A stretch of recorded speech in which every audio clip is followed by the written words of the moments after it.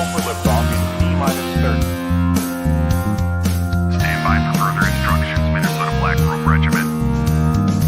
Secondary guidance systems engaged. Minnesota Black Robe Regiment, it will be on my mark.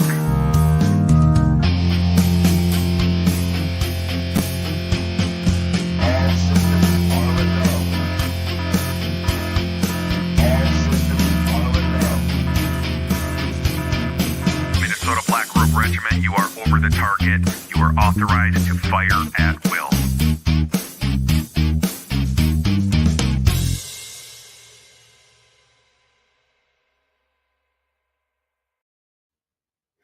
Well, hey, thanks for stopping by for an impromptu. Well, okay, I had to be honest, it's not entirely impromptu. I did schedule this. Normally on Tuesday nights, I am co-hosting Veteran Nation, but Veteran Nation got put on hold for the week because Juan, the owner and producer of the Right America Media Network, finished CPAC, and he decided he needed to take the week off after spending it with all of the female personalities from the Right American Media Network, and he decided he needed a week off. Now, I'm not going to comment about what that says about having to spend an entire week with female personalities, because I have two female personalities who are joining me tonight, Christine and Ashely. They'll be coming in here in just a minute or two, but we're gonna get the housekeeping out of the way. Order coffee and merchandise, tcpearsonprotonmail.com or at Robe Regiment on Twitter, or you can just message me on Facebook and let me know how much of what you want or how many of each, because I'm all right if you buy it all. You can just buy it all. Keeps the show going, by the way. And I also want to do something. I want to thank a few people. I want to thank Carmel and her hubby from Arden Sales Group for being constant supporters of the show, of the platform. They are very good about that. I have some friends that are also supporters through my Subscribestar, and I want people like Larry and Marzook and Marsha and Robert and Tara and Tim and Sarah and just everybody who is currently on the Subscribestar platform. I know I haven't put out much by way of exclusive content yet, but I want you guys to know and understand how much I appreciate what you're doing. I am actively working on a daily basis to get my exclusive stuff set up so that you guys have something to look forward to as it comes out on Subscribestar. And so if you're watching this tonight and you don't know what Subscribestar is, think Patreon, but safe for patriots, ironically. So you can check out my Subscribestar Minnesota Black Robe Regiment podcast on Subscribestar. And I will even put that in my scroll down here, down below, so you guys can be reminded of that. It does help me pay, at the very least, helps pay the cable bill, and the internet bill keeps things going. So many of you know my position is not just that of we need to hold the DFL and the leftists accountable.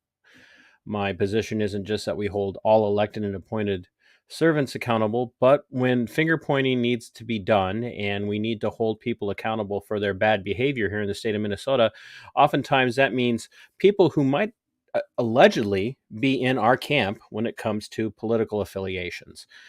And I've had several people on, Mark Bashofsky being one of them. I had Neil Shaw on after the convention to talk about his campaign for governor and what he went through and what he experienced before and during the convention. And I've had others on to talk about why they ran for office and what motivated them. Mark Bashofsky, in particular, last week came on and told us his story about Kurt Dowd violating all of the Republican norms and supporting his opponent in a primary, which is today. So if you guys haven't gone out there yet, you've got a half an hour here in the state of Minnesota to go out and vote in the primaries. You need to vote for Jeremy Munson. You need to vote for Mark Bashofsky. You need to vote for Nate Wiesenberg and Nate Miller. And because we need these the ones who like Bashofsky and others who are strong conservatives, we need them to get the nomination or get the endorsements basically through the primary so that they can go up and start actually making a difference in the state of Minnesota. The Kurt Dowds and the Gazelka types and whatnot, they might win elections, but we don't win when they win. We just don't, which is one of the reasons why Ashely is running for office. And we're not going to spend a lot of time talking about her campaign tonight. We're going to be talking about more malfeasance in the Republican Party.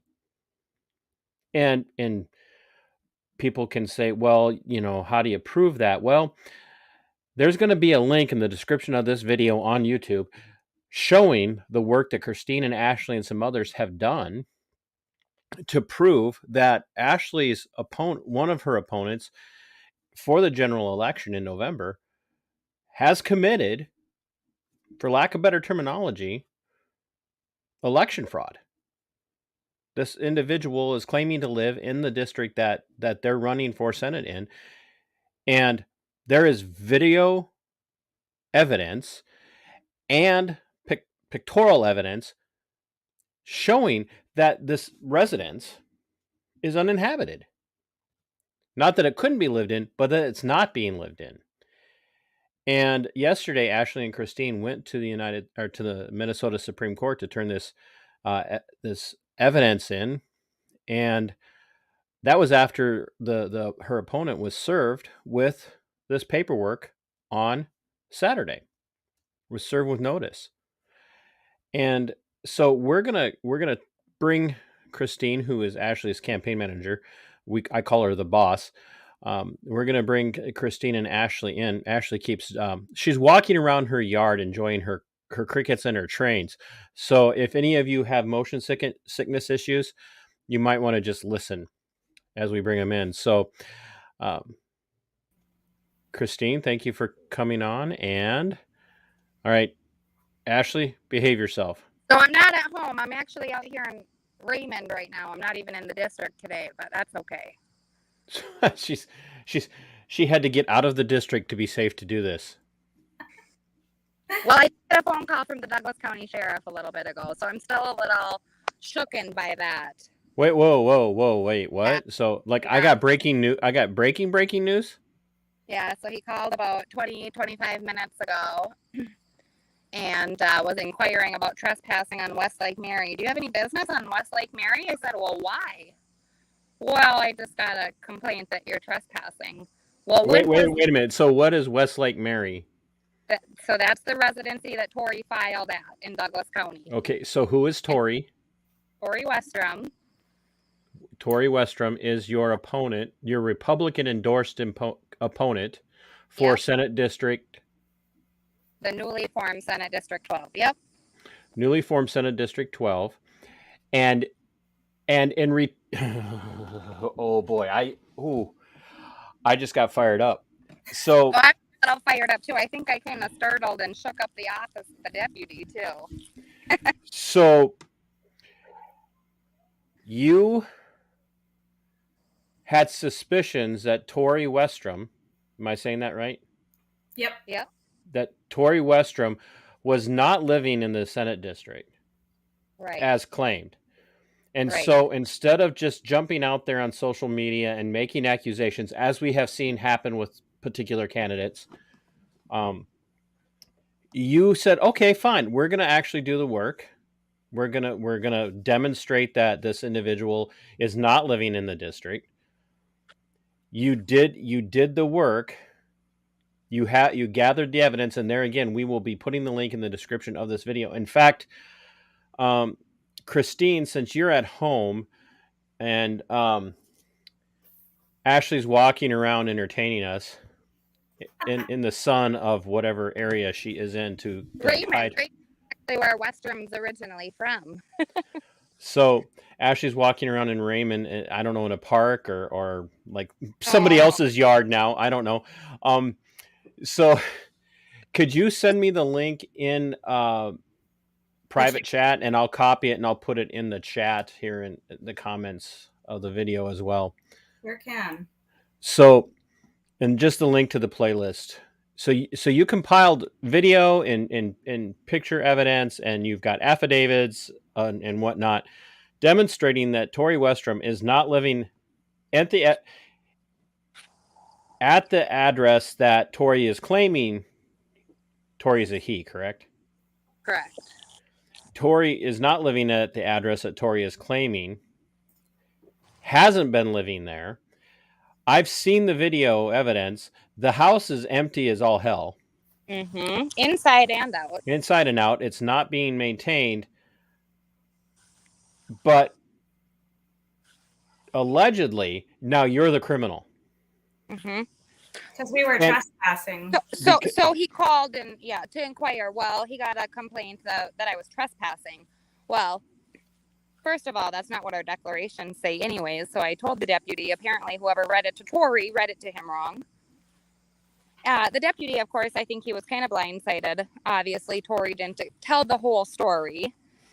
He goes, well, I just got a phone call and a complaint that you were trespassing on West Lake Mary and that you were recording his son in Elbow Lake. And I said, well, it's filed with the Supreme Court. So if you want to know what it's about, you can go ahead and look up the court case. Well, I'm not going to do that. I said, well, when is this supposed trespass? Whoa. What sheriff's office is this? Douglas County. Okay, Christine, I need that in Messenger. Okay. Well, what's the Douglas County deputy's name that you spoke to? Please tell me you have that. I'm going to jump off quick. I'll read my my voicemail.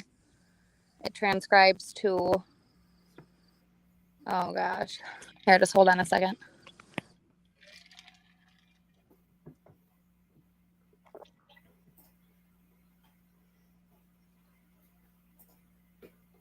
Can't listen to it while I'm on. No, that's fine. We'll get that.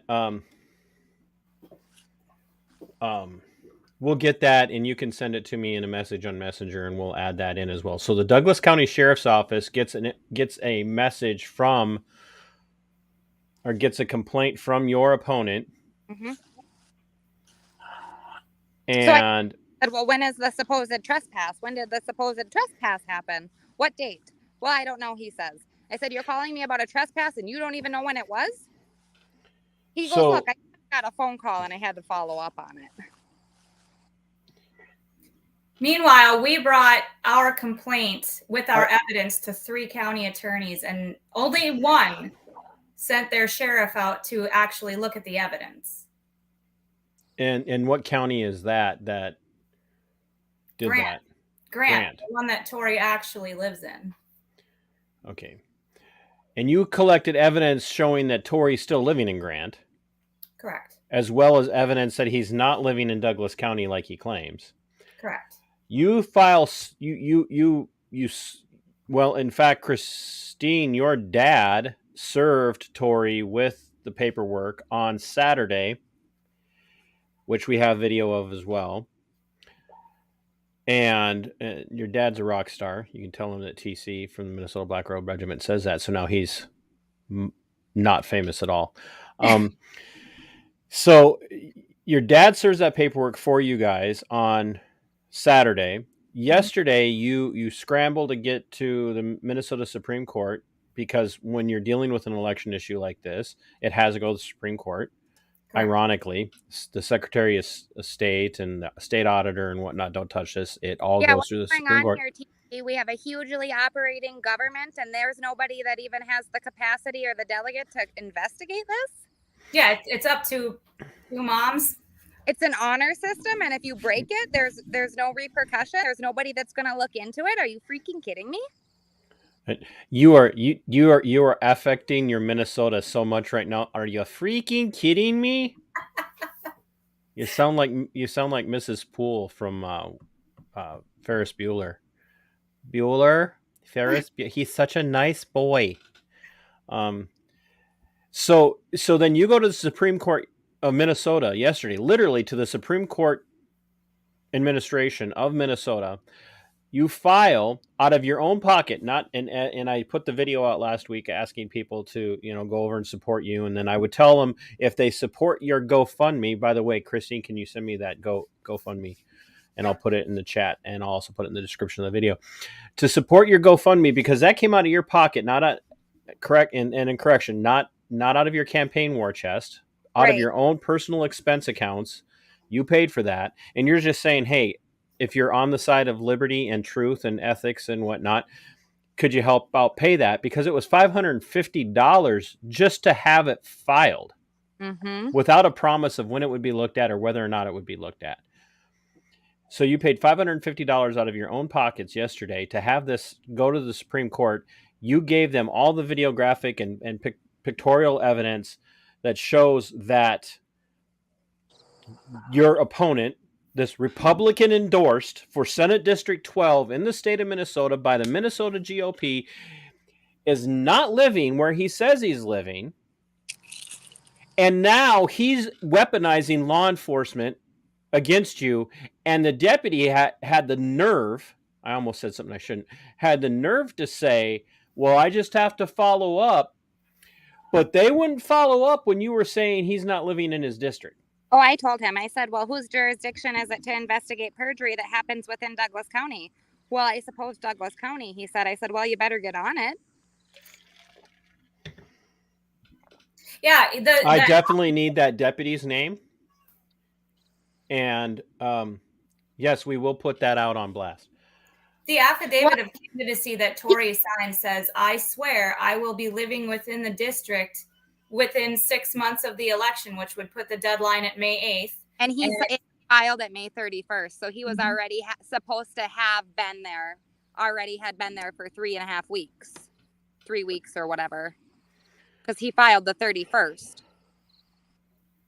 And we found out about some odd circumstances. Good angle right there, Ash. Stay right where you are. Don't move. Quit moving. Quit moving. I'm getting seasick, and I just had a sausage, egg, and cheese sandwich for dinner, so I'm like, We didn't expect anything to come of this, TC. We found out about an odd circumstance with the address that he filed his residency from, actually a liberal blog. leftist blog. Leftist blog. Yeah, leftist blog. Liberals are our friends. Leftists are our enemies. Fair enough.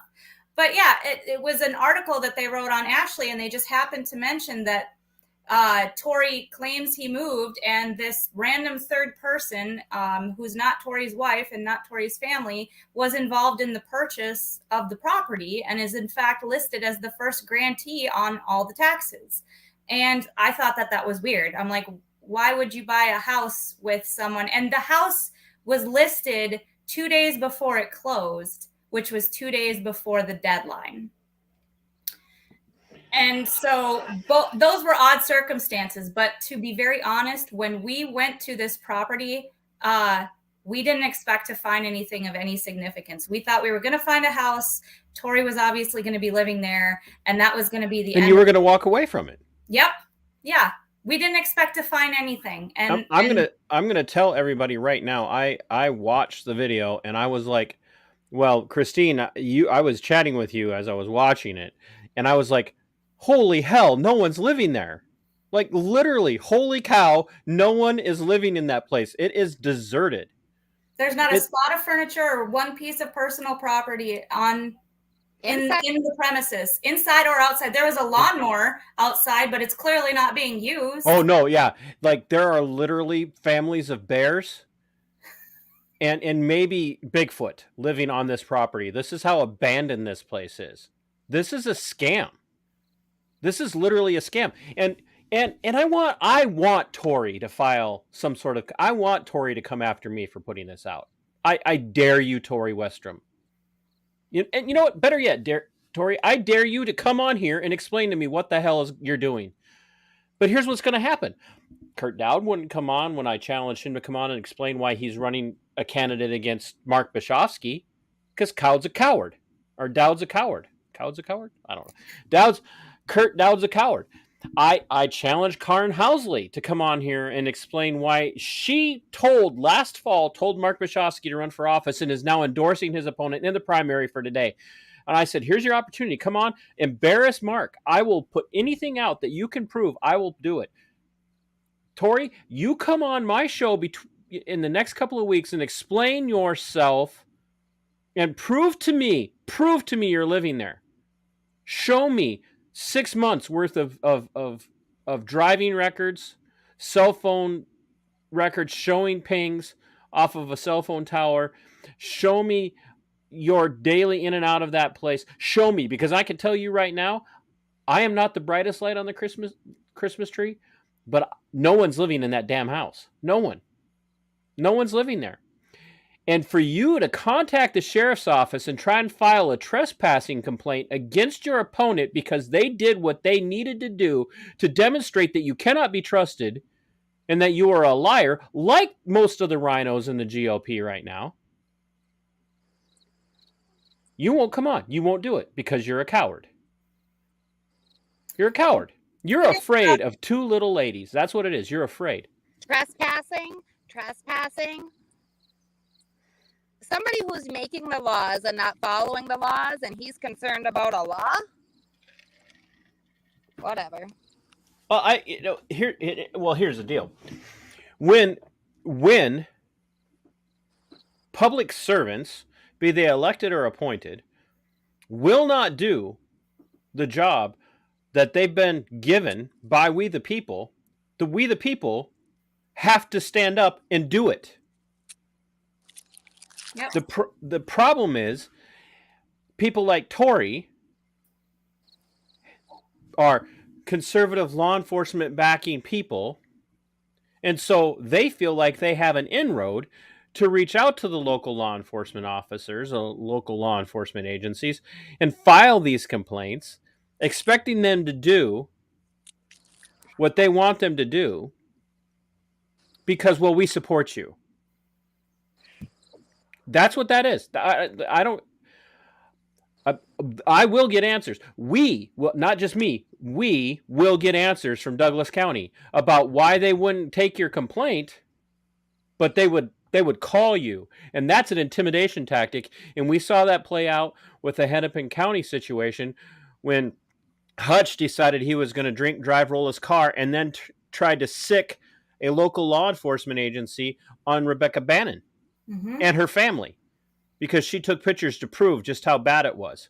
And guess what? He's still sitting in office and he's going to ride out his term. But you know, I'm supposed to sit here as a conservative former member of the law enforcement world with family members and good friends in law enforcement, and I'm not supposed to call any of this crap out because conservatives have to back the blue.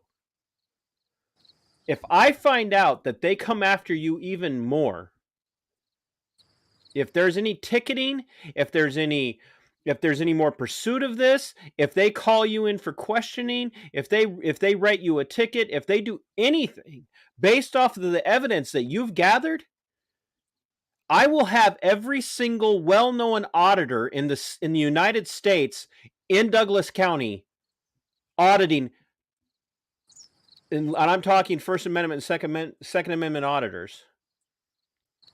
I will do everything. I will find a way to call them and have them show up in Douglas County and do First and Second Amendment audits all over in Douglas County, in every county, in every government building, in every city in Douglas County.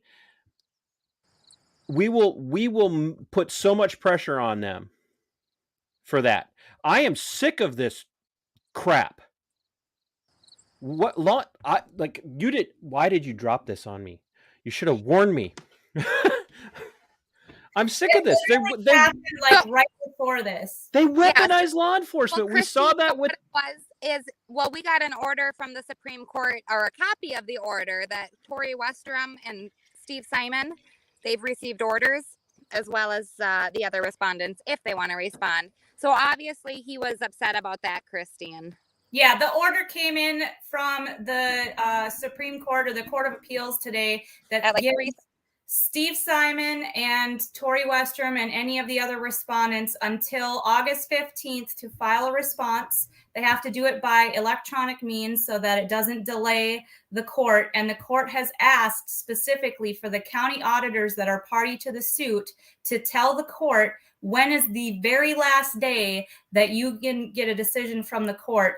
before it's too late to remove Tory's name from the ballot. It says that specifically in the order, which is actually good news for us. I mean, that the fact that that says it in the order. The appellate court that looked at this and made that decision says this is compelling. Without telling you personally, they're saying there is compelling videographic and photographic evidence that Tory Westrum is lying and deceiving the public on this, which is why that order came out today. Are you freaking kidding me? They never move that fast. The other funny thing it said was, if the respondent, in the same paragraph that Steve Simon and Tory Westrum, they have to respond by August 15th, it says if you have any genuine dispute. It literally said that in the order, genuine dispute. Genuine statement of fact, or genuine factual dispute. So if they're disputing any of the facts that we've listed, that's what they're responding to. And I don't know, I mean, I know you follow the Gene Dornick case, and he responded, and basically his response was, I moved, I changed my driver's license, and here's a affidavit from a guy who says he helped me move back in May. Well, the Dornick situation is it's different. I'm not going to get into the ins and outs of both sides of that, but this is demonstrable. Mm-hmm. This is demonstrable. Yeah. And the thing that, and even Dornick didn't call law enforcement on his opponents. No, and I would say maybe he had, he might have had compelling reason. Right. Yeah. Yeah. I mean, I'm not saying that as an accusation towards that camp. What I'm saying is if Tory feels like he had a compelling reason, why didn't he do this on Saturday? Right. Because he was served at 9:00 in the morning on Saturday. So he had all day. In what you gave him, you told him we have videographic and photographic evidence. Yeah, he got a jump drive with the same videos that are in the playlist. Why did he wait until today? Why didn't the deputy that called me to inquire and question me about it even have a date or time? Worse, why did he say, well, I'm not here to talk about that? That's what I'm like, I'm like, wow. Oh my gosh. Regardless, the sheriff should have gotten that call, and the sheriff should have said, whoa, no way. Not after what's going on here. We will not be fielding that phone call. The one time that I would have told the sheriff to not field a phone call like that, that would have been the time. Like, I do not want to get my staff wrapped up in what could possibly be intimidation and suppression. Well, I don't think that the deputy had any clue what this is in regards to, because when we talked to Chad Larson's office, he must have dealt with a similar complaint in the past, because he said he told us the statute that we needed to refer to in order to take our next steps, because we thought simply that we had to bring a complaint to a county attorney and that they would take care of it. But in fact, the statute, whenever you want to get somebody removed from the ballot, it has to be reviewed by the Supreme Court or by the Court of Appeals. And so to Chad's credit, he helped me out. He helped us out in pointing us in the right direction. And we had actually heard that from a few other people too, but they weren't attorneys. So, we kept pursuing what we thought was the correct road. As soon as Chad said, you have to file this with the Court of Appeals, that was the route we took. My frustration is, why is the law that way? Why is it not the county attorney's job, if somebody brings them evidence of election malfeasance, that they don't investigate it with their authority that they have with law enforcement? And then if they find credible evidence themselves, why isn't it the county prosecutor's job to pursue this? Why do two civilians have to pursue this and spend? We were fortunate to be have some legal advice given to us free of charge, and that we were able to draft up our own petition, because someone else might have had to pay thousands of dollars just for the attorney to write the petition, on top of the $550 filing fee. And that's not even including all of the expense that we had performing the investigation, because we wanted to make sure that we weren't hurling baseless accusations, although that's what Tori calls them. Exactly. We did want to make sure that we knew what we were talking about. We didn't want to just see one thing and make accusations. Of course not. I mean, we're trying to be ethical here. Mm-hmm. Yeah, I went back. Ladies, just for a second before you go on, ladies and gentlemen, Tory Westrum does have a campaign page. He has a public official. I hate that term. You're not an official. You're a servant. He has a public official Facebook page. Do not harass Tory's personal Facebook page, but go to Senator Tory Westrum's Facebook page. The link is here. Then copy the link of this on YouTube and share this on every single one of his posts for the last 2 months. I want him to see this.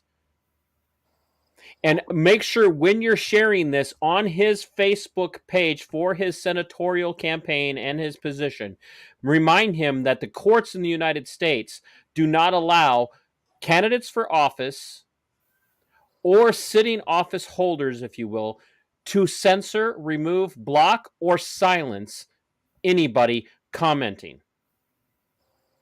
This is not harassment. This is accountability. Tory Westrum needs to answer this. He did not make that call until today. He had all day Saturday. He had all day, and it's not like the sheriff's office is closed. If I look pissed off right now, I am very pissed off right now. He did not make the call on Saturday. He had all day. He didn't make the call on Sunday. He had all day. The sheriff's office is open for business 7 days a week, 24 hours a day. Or period. yesterday. He didn't call Monday. He didn't call Monday. He waited until he got and it had to have been after he got notification from the appellate court here in the state of Minnesota. He's pissed and he's scared, and he is trying to use law enforcement. And even before we get the Douglas County deputy's name, phone calls and emails need to be sent to the Douglas County Sheriff saying, are you going to recuse yourself and your staff from any investigations into trespassing against Ashely and anybody else related to her campaign in this situation, short of demonstrable, actual, criminal, violent activity, period. If they could demonstrate that Ashely did that, I will personally call her out for that. And you guys know I will do that. That's how confident I am that they will not find anything like that. No, and we were well aware of the laws. How many miles have you walked, Ashely? First you were in a forest, then there was a cornfield, and now there's beans behind you. I'm still in the forest. That's not a forest. That's a well-groomed plot of trees. There's rows and rows, and I got some crop behind me here for miles. Are you in a safe location? Do you have escorts and guards with you? Oh, yes, I'm in a safe location. Say, I only have about 4% battery left, though, so. Well, no, that's fine. I can talk to Christine if your battery dies. Can for sure. I just Good thing you were prepared for this. It wasn't like you didn't know we were doing this all day. All right. I'm hopping all over the place. So make sure you get your phone charged up. Get me that deputy's name. And then we'll address it, because this does need to be addressed, because that is an exact attempt at oppression or suppression and intimidation. Well, that's a BS move. Like I said, I think he got a little flustered because I kept saying, well, what day? And he just had nothing to tell me. Well, I don't know a day, he said. Okay. I said, well, then why are you calling? Did you answer any questions? No. Did you ask? You asked questions. Well, I just told him if he wants to know, I said, you can go ahead and look at our notarized petitions and declarations we filed with the Supreme Court. I said the Supreme Court has it now. Any questions? And I'm telling you this right now. You get pulled over and questioned about this. They show up at your house. They ask you to come into their office. One, don't go without an attorney. Two, you do not answer questions. You need to make... Trespassing is what? Like just a misdemeanor charge? I don't care. I don't care. I don't listen to what I'm saying, because I'm saying this out of respect and love for your passion, and we'll talk more about that on Monday, provided you're not in jail. Don't worry, I'll bail her out. In the gulag. This is a tool they use against dissident voices. And they will weaponize law enforcement against you. And a good sheriff is going to stand up and say, I don't care if we have proof that there was trespassing. I'm not getting involved in this. I'm not. I'll call the state patrol and ask them. And the state patrol is going to be like, I'm not going to go deal with that. But anything. But you do not answer any questions. You don't go in even on, if they say, hey, we'd like you to come in, and say, well, I don't want to come in. You think this is a trespassing issue? It's something stupid. So I'm not going to address that.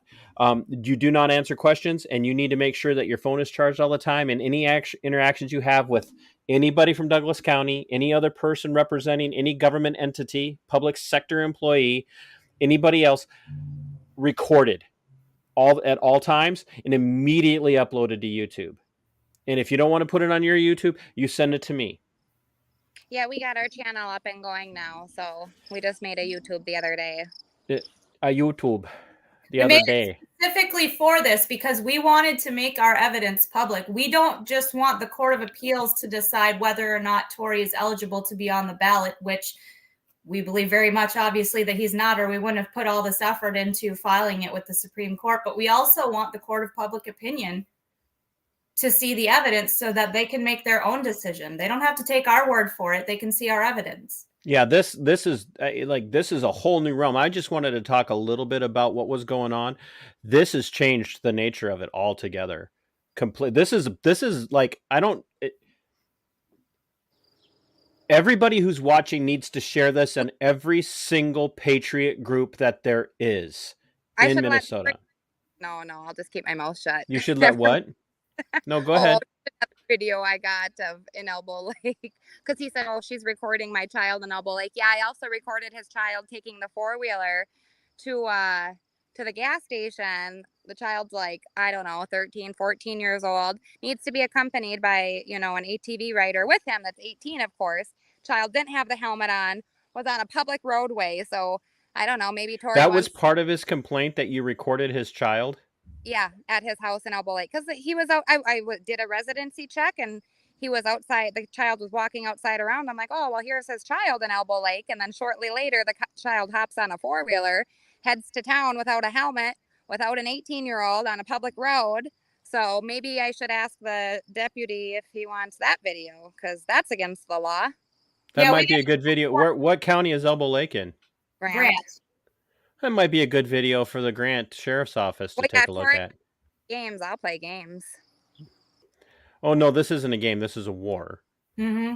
This is an ideological war. And I don't care if he claims to take all of the right positions. This is asinine. Mm-hmm. This is petty. This is petty. Speaking of all the right positions, his own website, torywestrom.com. Hey, you guys, can I go? Yeah, you're good. Get out of here. Go charge your phone. Get me the name of that deputy. I know. And if you have a voicemail, if you have that phone call recorded or you have a voicemail of it, I need that audio. I wish I would have had the call recorded. I need to download some kind of call recording app. Yeah, you need to get that done. Christine, help her with that. Yes, absolutely. Bye, get out here, Ashely. We'll see you on Monday. Thank you. The thing that gets me the most is his own campaign website. And I checked it as recently as last night. I don't think I've checked it this morning. I don't think he's changed it. His own campaign website still says he lives in Elbow Lake, which is in Grant County, outside of our district, outside of District 12. And it also talks about repealing Obamacare. So what really frustrates me the most about this is he's asking for not only your vote, but for you to send $100, $200, as much money as you're willing to give him, despite the fact that he started the campaign year with $70,000 in the bank. He can't even pay somebody to update his website to say that he lives in this place he's supposed to be living in. Ironically, under his 2022 initiatives, he has a link to the Minnesota Fraud and Abuse Prevention Portal. Yeah. Well, and he released a statement last night. So you said he has a campaign website. It's called what? TorreyWestrom.com. TORREY.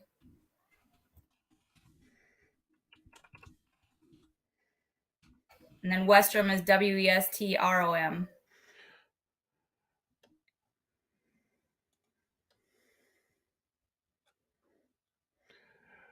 Tory Western is a lifelong proven conservative with a record of creating rural jobs while ensuring government firstly. Last paragraph of that section. Tory and his wife Anna own and operate a family business and reside in Elbow Lake with their 3 children. Yep. Guess what? Time to screenshot. Oh, that's part of our evidence that we submitted with the Supreme Court. Because, if he can't even update his own website. And while our petition with the Supreme Court is just simply to have him removed from the ballot because we feel we've demonstrated that he's not eligible because he hasn't met residency requirements, I think that our evidence also shows that he worked really hard to make it difficult to prove that he doesn't live there. The property he purchased is inside of an RV park that belongs to his father. I believe it's his father. Not 100%. So it's an RV park, a private RV park. Correct. Owned by potentially owned, not 100% verifiable. It could be verified. It wouldn't be all that hard. I mean, imagine. I've seen a little bit on your personal Facebook page. I know you've got the chops for that. So, I know the kind of things you're capable of, Miss CEO. Yeah. So, I mean, don't let her fool you, ladies and gentlemen. She comes off as this plain, soft-spoken, laid-back Minnesota mom, and I got news for you. Go look at some of her accomplishments on Facebook. She's not this pushover. So the property is encapsulated by more property. Correct. Yep. You have to drive up a driveway that's like steep. Yeah, it's got a pretty good gradient to it. Mm-hmm. Yeah, I took my Tahoe up it, and I was actually concerned I had to put it in 4-wheel drive every time. And then it's a big horseshoe driveway, so people can pull their campers in. And then halfway through the horseshoe driveway, there's a little teeny driveway that goes up to a 6-foot-tall privacy fence. And behind that privacy fence is a very overgrown yard and a very empty house. And there again, we will be linking the YouTube channel videos, and we want people to go out, watch these, and then share them. And then you guys start sharing those videos to Westrom. This video needs to go to Westrom's Facebook page, his campaign Facebook page. And then all of the videos in the playlists from the website or from the YouTube channel will also need to go to Westrom, and with reminders that anything that he says or does to try and silence or remove any comments that he doesn't like, are just going to dig him in a deeper hole. Every single phone call he makes to law enforcement about anybody trespassing, about someone harassing him, and do not harass him, don't threaten him, do not make any even veiled comments other than, our goal is to make sure you are disqualified for running for office. At this point, if he has any integrity, in fact, at this point, he's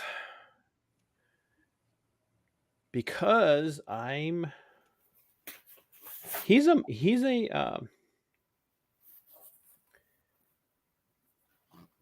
member of Grace Evangelical Free Church. Is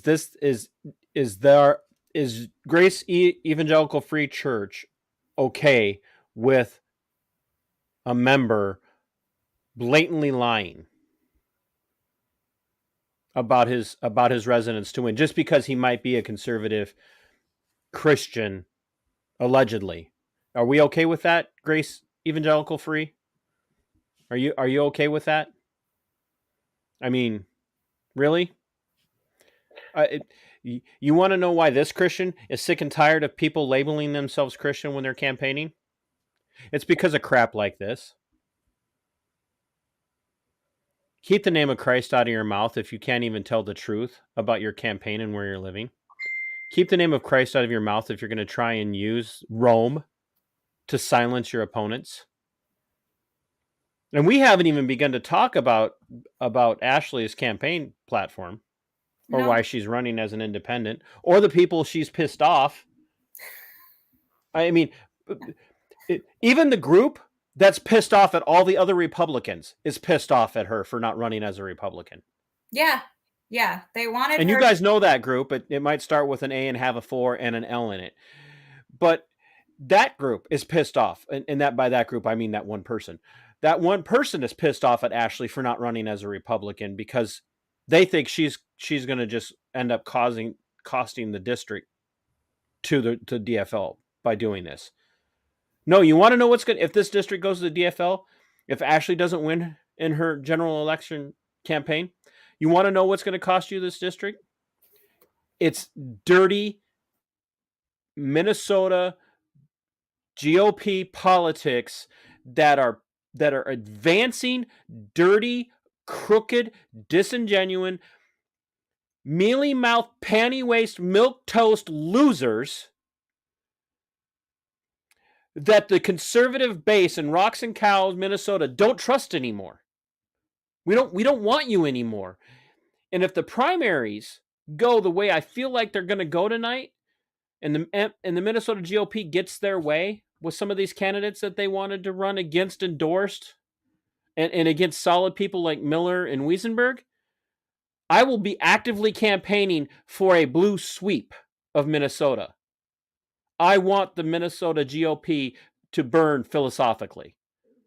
It is time. It's time. We have got to stop voting for Republicans just because they have an R behind their name. And, well, it's better than the other side. Is it? Is Tory Westrom really what you want, Minnesota? Is this what you want? He finds out that there's evidence proving that he's lying, and he calls the sheriff's office, and the sheriff's office gets on board with it. And this is a call out to the Douglas County Sheriff's Office, whatever the sheriff's name is.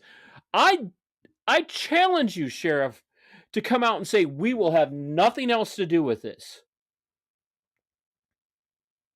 And Ashely needs to get on her campaign Facebook page and say the same thing publicly. Yeah. Well, from my understanding after talking to Ashely, because this literally happened like right before we hopped on tonight, and she called me and told me about it. And honestly, I'm kind of expecting a phone call next, but who knows?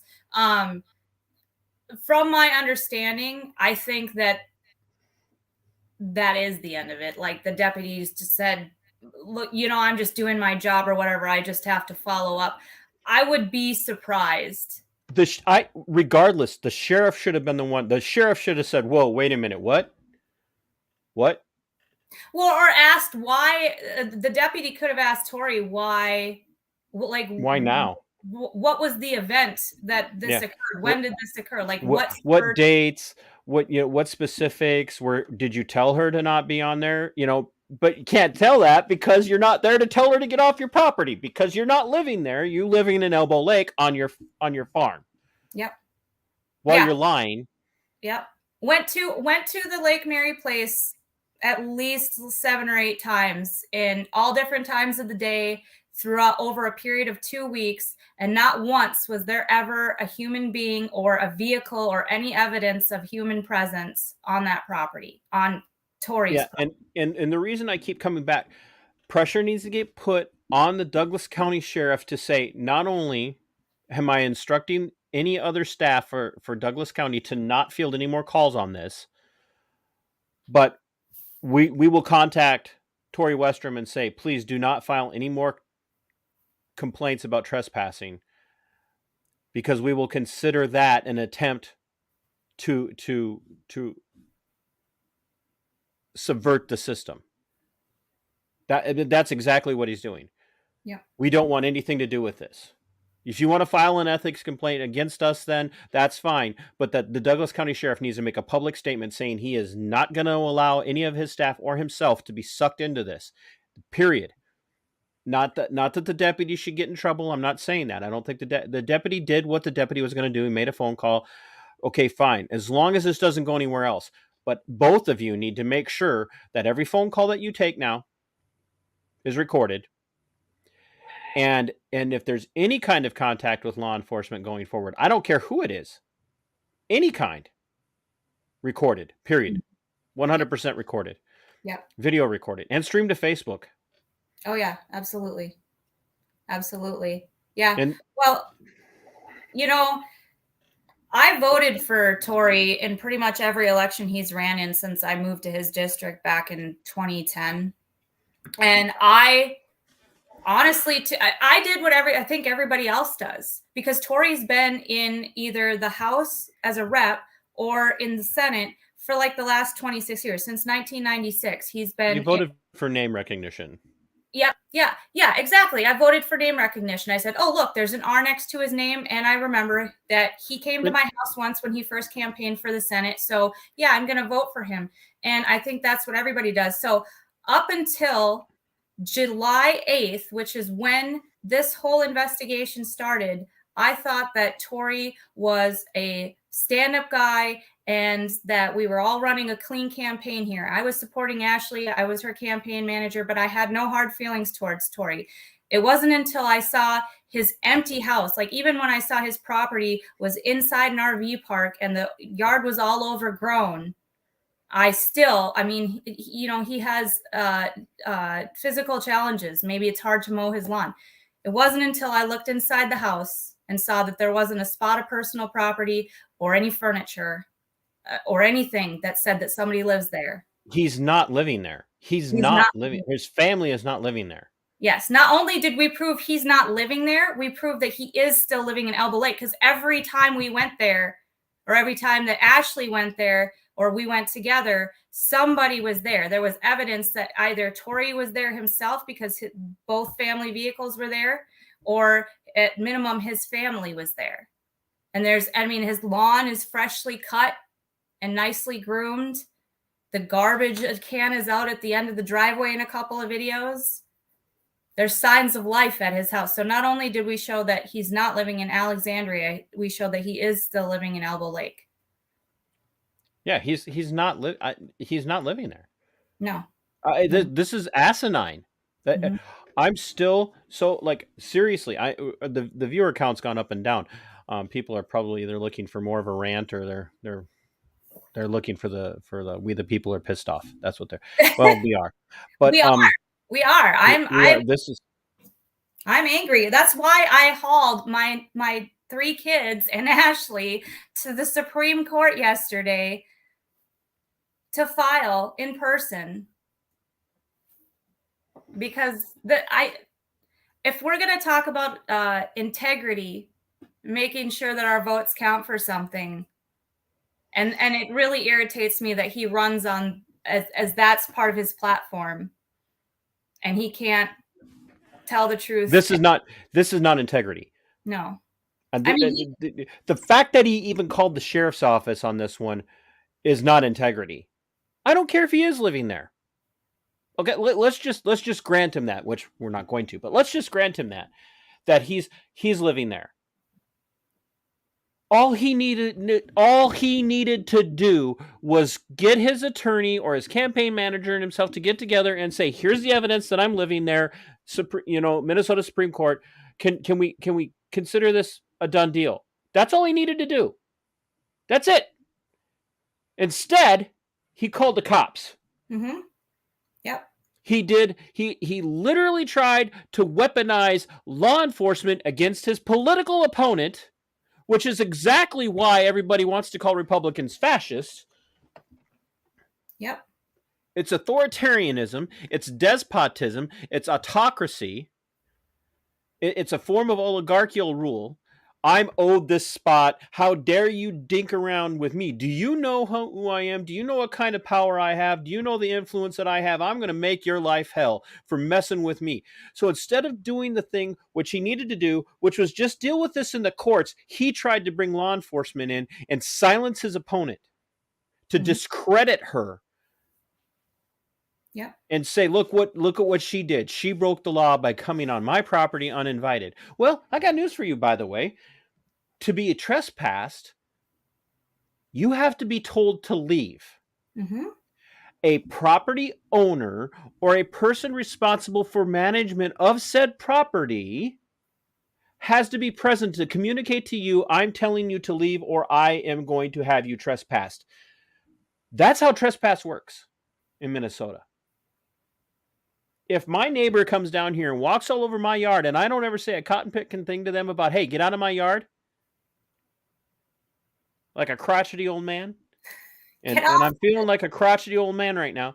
If I don't go out there and tell them to get off, but I call the cops and say, hey, I got these people walking around my yard that I'd like you to come remove them, the first thing that they should do is like, have you told them to leave? Mm-hmm. And if you say no, they're going to go, we need you to tell them to leave. And then let us know what they say.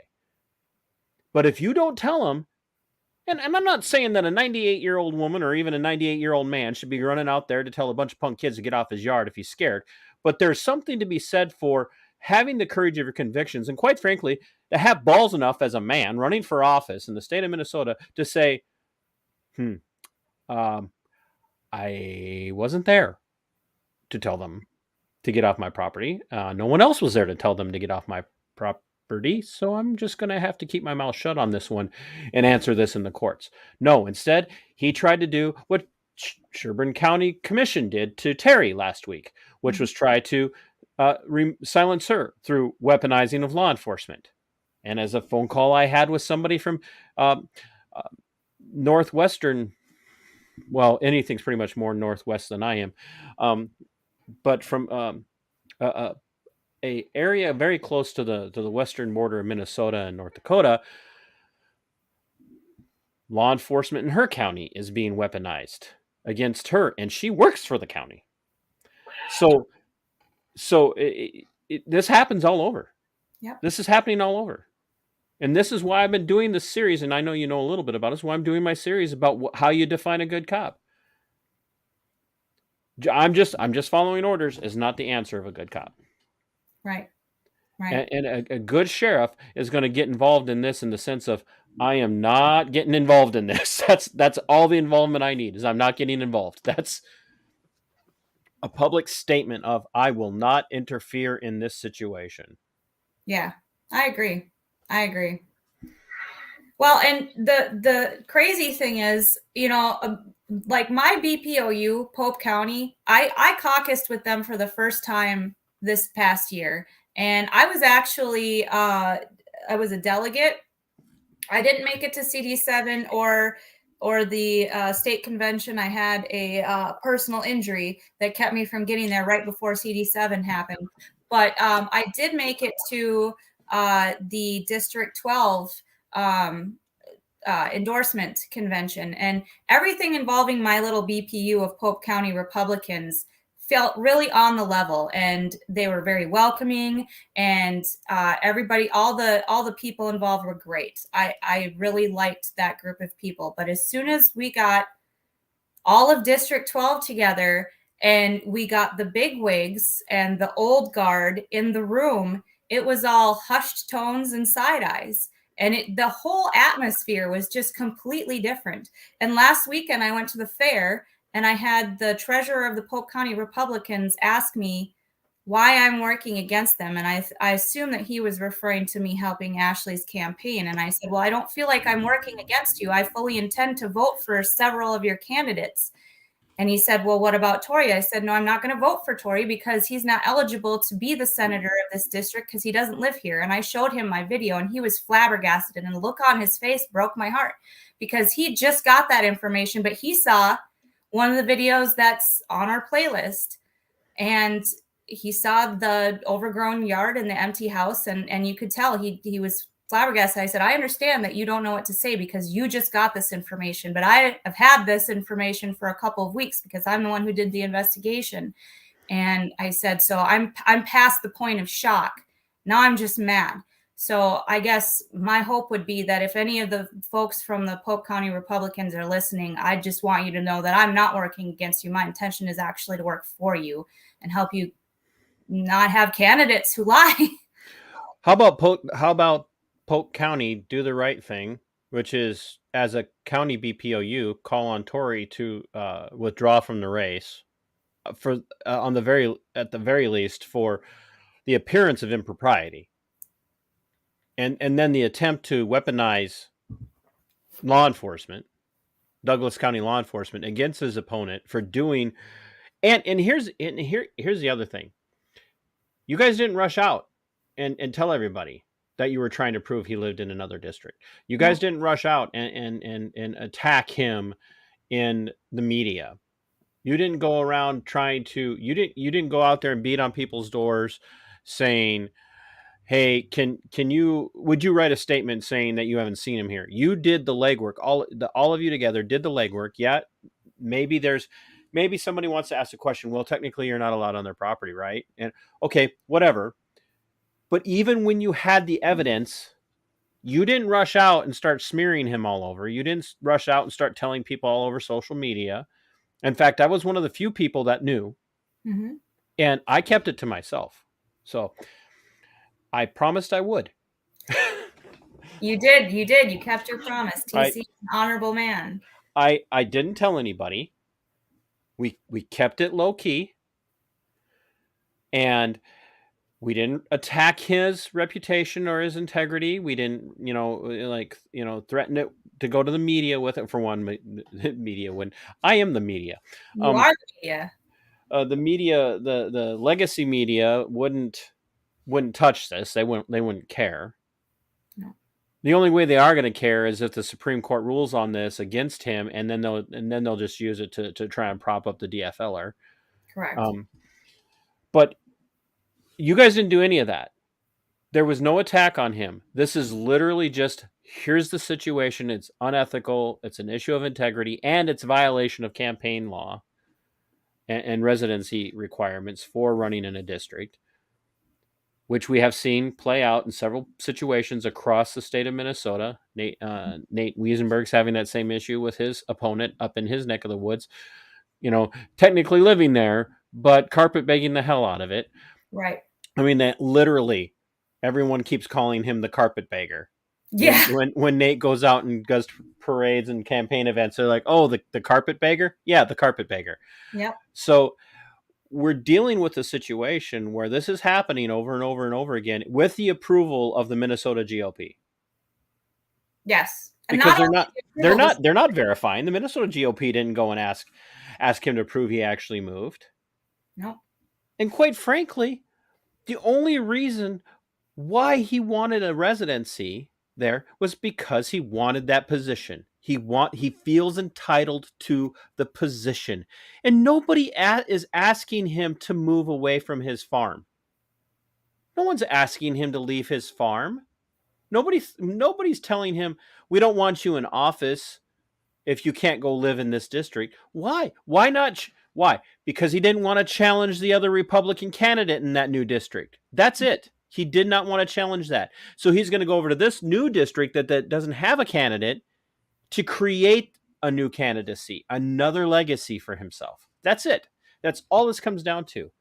He could have made the choice to challenge the candidate in that district in a primary runoff.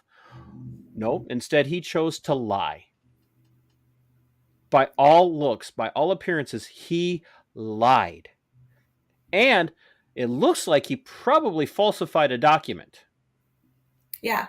Oh, well, and it was very evident to me. Like I said, this isn't something that we're alleging in our court documents because it's not necessary for what we're trying to achieve, which is just to get an ineligible candidate removed from the ballot. But I believe that our evidence, more so the documents that we've collected, whether it's the tax statements or the purchase history of the property, everything kind of just tells me that he purchased that property with this intent. Like it was a shell. Right. It was a shell. It was a shell. And all he had to do was move here. And we wouldn't be sitting here talking about it. He could have got a damn apartment and lived there Monday through Friday and gone home to his ranch every day or his farm every day. That's all he had to do. Nobody would have begrudged it. Well, it would have been a little shadier, but at least he'd be living there. Yep. But nobody wanted him to pick up his entire family, sell his farm, and move to move to Lake Mary or whatever it is. Yeah. Nobody asked that. Nobody was telling him, you've got to do this. Like, he made the choice to not challenge the other Republican candidate. He made that choice. And now, Period. by all accounts, he actually supports the person who is challenging the endorsed Republican candidate. If our video evidence says anything, he's a Nathan Miller supporter. There's a Nathan Miller sign in his yard in Elba Lake.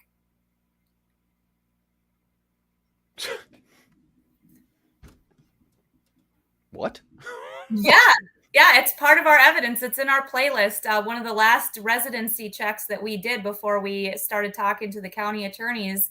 So he puts a Nathan Miller sign in his yard, which challenges the endorsed candidate, who only got endorsed because they kind of kept Nate from getting into the endorsement process. Mhm. Puts a Nathan Miller sign in his yard. No offense to Nathan. Nathan's a great guy. I hope he beats the crap out of the endorsed candidate up there. Me too. Huh? Me too. But then pulls this? Yeah. Yep. Like, I hope Nathan hears this and tries to distance himself from this guy as much as possible. So, yeah, and I don't know. I mean, to be fair, I don't know if Tori put that sign there or if somebody else did, but somebody. Okay, come on, though. I mean, the guy called law enforcement on you guys for trespassing in the house he wasn't living in, but he's going to let somebody put a Nathan Miller sign in his yard and not take it down? I mean, fair point. That's how my brain works. Yep. Yeah. So this is just mind-blowing. And that's just to kind of keep his conservative credentials. And here's the thing, ladies and gentlemen. I'm a paleo conservative. I want conservatives to win. Mises type conservatives, Mises libertarian types to win. That's what I want. That's exactly what I want. But if this is a representation of what a conservative is for you guys, I don't want anything to do with that. And I got problems. I mean, I'm like, if you guys could read my mind most of the time, you'd be like, oh no, please don't ever speak again. But if this is what you want representing you in that district as your conservative, you have a problem. Like, honestly, I don't know where Ashely comes down on the spiritual issue or where you come down on the spiritual issue, but his church should be asking him some really hard questions right now. Yeah. Yeah. I mean, it's a thought out lie. It wasn't an impulse. It was a thought out lie. Yeah. It wasn't like you were just like, hey, you know what I think I'm going to do on a whim today? I'm going to go buy an abandoned property on Lake Mary and not live in it. Yeah. And just do it on a whim. Like, no, there was like, what can I do to get around? And then to pick the most secluded, hard to get to place. Well, and not only that, but okay, so for those of you who might not know who Tori Westrom is, he has a visual impairment. He is completely blind. He has a walking, or I think he's completely blind. I know he can't see well enough that he needs a walking stick. He can't drive. And whenever he's in the legislature, he has somebody reading the bills to him. This property has a cliff face with like 50 stairs on it. The property that he purchased. I mean, I'm not an expert or a doctor, but I don't think that that's a great property for somebody. And I want people to understand, do not hear Christine attacking him for his disability. What she's saying is that this is not a well thought out purchase for someone who has a visual impairment. Yeah, I would be concerned for him to be living at that property. There's a lot of hazard there. It was hazardous for me. Well, what are you, like 4'2"? This makes me look short. I'm average height for a lady. All right, 5'4".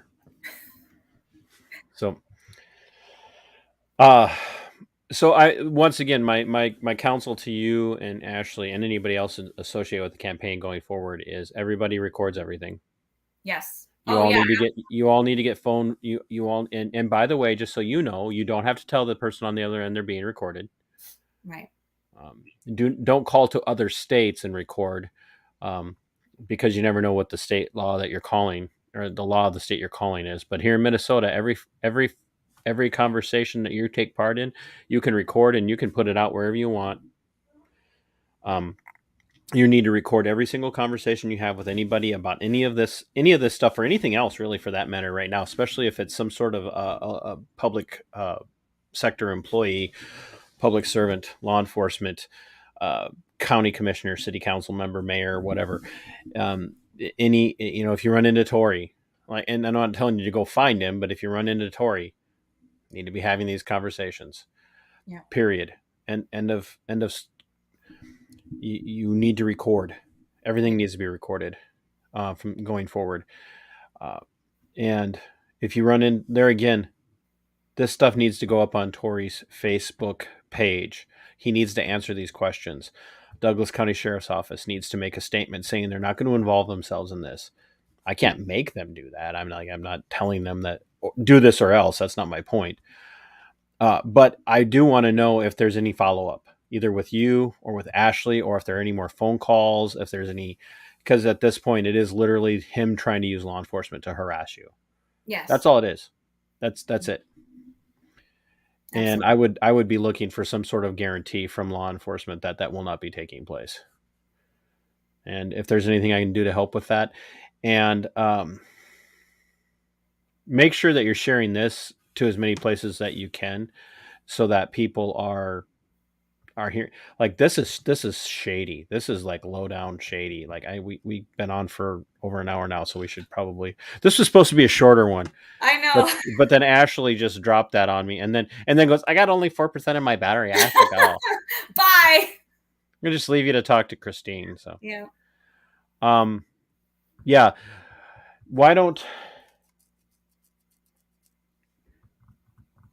Well, I would just say if I know that TC, you're going to be talking to Ashely on Monday specifically about her campaign. So I would just say for any conservatives in District 12 who are watching, if we are successful, or if the Supreme Court agrees that our evidence is compelling enough to have Tori removed from the ballot, you will still have a conservative candidate. You will have a real conservative candidate to vote for, and that's Ashely. And that's why I volunteered to help her run her campaign. And if you look at her campaign page and you look at her website, we have a lot of traction. We have a lot of support. And I think even if Tori wasn't removed from the ballot, that she still can win. So I would urge you to please look into her campaign if you're in District 12. And even if you're not in District 12, you can look into her campaign, and you can support her. Mm-hmm. You don't have to. You can donate to her. Yeah, that would be great, because we don't get party money. She's completely independent. She collected 660 signatures just to get on the ballot in November's election, so she could be an independent. Which is not easy to do. No. In a little district like District 12. 2 weeks she had to do it. And and you talk to Travis Bull Johnson, and like he was trying to go the signature route, and that was a fight for his life, and he still didn't. He barely missed it, and ended up having to go to a third party to keep his campaign going.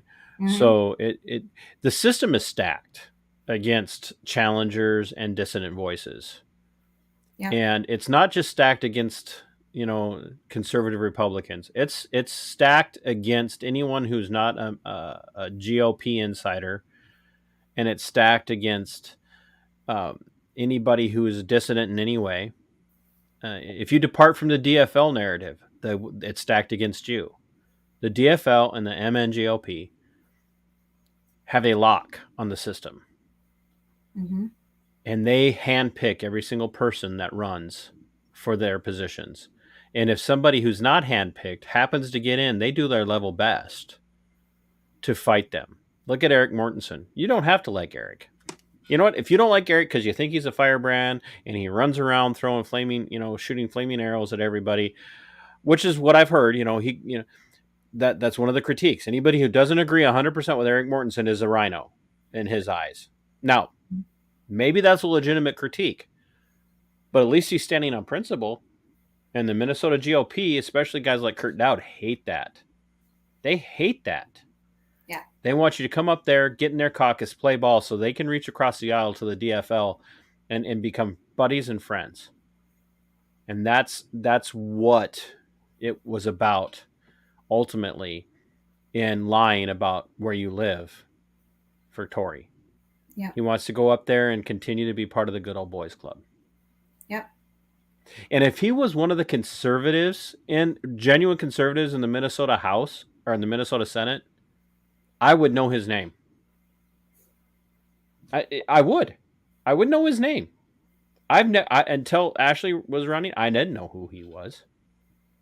Well, his voting record as far as bills goes was very, very conservative up until I would say the last couple of election cycles. It started to dip down. He used to get like 95, 100% ratings from conservative groups. But it started to dip. Yep. And he spends money like a Democrat.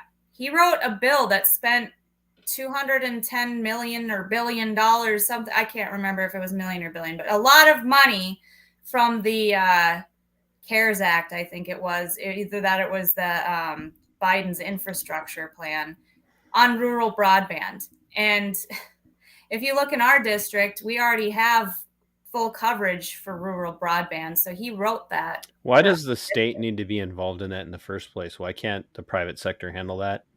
Yeah, I'm not sure. Well, and why? But without the state, how are we going to have internet? Oh, I don't know. Private industry. Yeah. I just. Who's going to dig trenches for? Who's going to build the roads? I don't know. I can almost guarantee you that if I was responsible for putting the road in front of my house, I could do it for less money and better. And I would charge you. I would charge you like a toll to use it for the week. That's it. That's like instead of me getting charged so that some jerk can drive down my road at 450,000 miles an hour, damn near killing every kid and rabbit in the neighborhood. So you just wanted to come on here to laugh at my really horrible jokes. No, they're not too bad.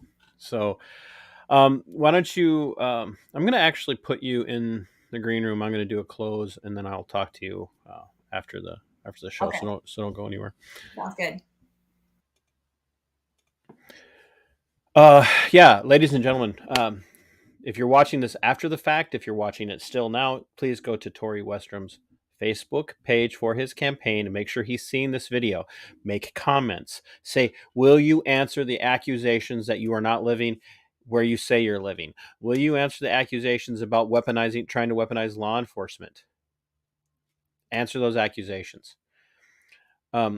And then tell him, I'll have him on. If he wants to come on and defend his conservative creds, if he wants to come on and he wants to prove Ashely wrong and he wants to take me to task, I will have him on. This is an open appeal to Tory Westrum. Come on, make an idiot out of me on my own platform. I would love for you to do that. Make an idiot out of Ashely and Christine on my platform. I would love for you to be able to do that. That sounds bad. Okay, Christine, I don't want you and Ashely to look like idiots. I'm speaking rhetorically here. But I want somebody to take this damn challenge. Everybody talks about, I'm not afraid of anything. I'll talk to anyone.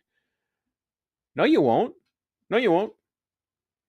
Jay Schultz, I'll give you a perfect example. Running for a attorney general. Told me he would have his campaign manager contact me and come on my show to talk about his campaign. I wasn't going to attack him. I had Brian Williams on here, the endorsed candidate for state auditor. A wonderful conversation. And Neil Shaw and Mike Murphy on. I had Lynn Torgerson on. I had Dennis Smith on. I've had Jai Hansen on. I had Mark Kluko on. I've had dozens of political candidates and other people on this show. People that I could maybe have variances with on things. I don't treat people like crap, even when I disagree with them. I had Duke Powell on last year, the guy who penned the executive powers bill that gave Walz the ability to do what he did during the coup stuff, knowing that we were going to disagree, which is why I had him on, and we are still friends to this day. So Tory Westrum, if you want to prove that everything that Ashely and Christine are saying is a lie, I will give you that opportunity to come on and present your evidence. But I'll be damned if I find out you try to weaponize law enforcement again, and I will not remain silent. That is shady, and it is disgusting, and your church elders should be taking you to the church woodshed on this one. Your church elders should be disciplining you for that kind of lie. what you've done. There should be church discipline brought against you for that. And they should be demanding, as part of your act of contrition and repentance, they should be demanding that you not run for this position. And in fact, I'm probably going to contact your church elders and tell them that. And the more you refuse to come on a platform like mine, but put yourself out there in the media, the legacy media, the more it shows you're just a coward.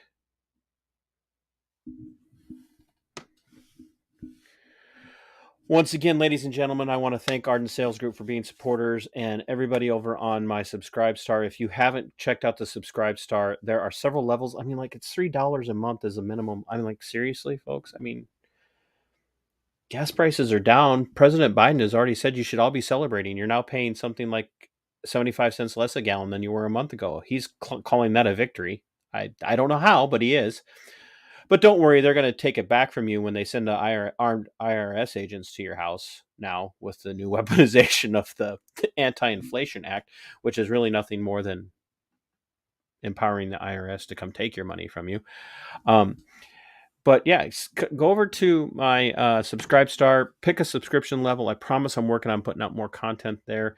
And tune back in for an actual content-based conversation with Ashely and probably Christine on Monday. The next, we're going to do a Monday Night Musings with Ashely. And like I said, probably Christine, to talk about Ashely's platform, why she's running, why she chose to go the route she went. Ladies and gentlemen, this is why, if these primaries don't go the way the Minnesota conservative base should be pulling for it to go, this is why. Go vote third party. Go vote for the legalized weed party. Go vote for the libertarian candidates you can find. Go vote for, if you can't find anybody else, go vote for the DFLer in your district. If the Minnesota GOP is going to abandon their conservative base like they've been doing, short of a couple of people, and one of them, I won't even say it right now, I don't want to hurt their chances, but short of one statewide candidate, if this is what they're going to do, abandon the GOP, because they already walked away from you a long time ago here in Minnesota. So, ladies and gentlemen, until next time, fight for your liberties. They're yours. Fight for your freedoms. They are yours. Sic Semper Tyrannis. We are going for liftoff in T-minus 30. Stand by for further instructions, Minnesota Black Robe Regiment. Secondary guidance systems engaged. Minnesota Black Robe Regiment, it will be on my mark.